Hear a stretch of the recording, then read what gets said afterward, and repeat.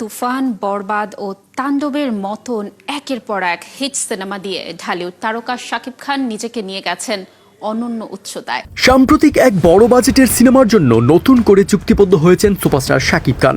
আর সেই চুক্তিতে যা পারিশ্রমিক নির্ধারিত হয়েছে তা জানলে অনেকের চোখ কপালে উঠতে পারে। বেসিক্যালি ঢাকায় সিনেমার ইতিহাসে কখনো কোনো অভিনেতা এমন অঙ্কের পারিশ্রমিক পেয়েছেন বলে জানা যায় না। এমনকি ওপার বাংলার দেবজিৎরাও সেই পারিশ্রমিকের অর্ধেকও পায়নি কখনো। আসলে ব্যাপারটা যা হলো সেটা হচ্ছে যে ঈদুল আজহায় মুক্তিপ্রাপ্ত বরবাদ এবং ঈদ উল ফিতরের তাণ্ডব দুই সিনেমায় পরপর ব্লকবাস্টার হিট হয়ে ঢাকায় চলচ্চিত্রের ফের শাকিব খানের আধিপত্যের বার্তা পৌঁছে দিয়েছে।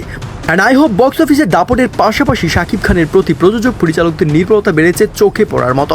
ইন দ্য মিন টাইম দেশের শীর্ষস্থানীয় প্রযোজনা প্রতিষ্ঠানগুলো তার সঙ্গে কাজ করতে মুখিয়ে, আর সেই চাহিদার প্রতিফলন ঘটেছে সরাসরি চুক্তির টাকায়। সূত্র জানায় বরবাদ ছবির জন্য তিনি নিয়েছিলেন 1,50,00,000 টাকা, যা সেই সময় পর্যন্ত কেরিয়ারের সর্বোচ্চ পারিশ্রমিক ছিল।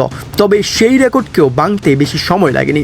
সাম্প্রতিক এক বড় বাজেটের সিনেমার জন্য নতুন করে চুক্তিবদ্ধ হয়েছেন শাকিব, আর সেই চুক্তিতে যা পারিশ্রমিক নির্ধারিত হয়েছে তা জানলে অনেকের চোখেই কপালে উঠতে পারে। ঢাকায় সিনেমার ইতিহাসে কখনো কোনো অভিনেতা এমন অঙ্কের পারিশ্রমিক পেয়েছেন বলে জানা যায় না। সব হিসাব নিকাশ ছাড়িয়ে শাকিব খান এবার নিচ্ছেন ঠিক 3 কোটি টাকা পারিশ্রমিক, যা ঢালিউড ইন্ডাস্ট্রিতে একক পারিশ্রমিকের দিক থেকে নতুন এক ইতিহাস হয়ে থাকবে।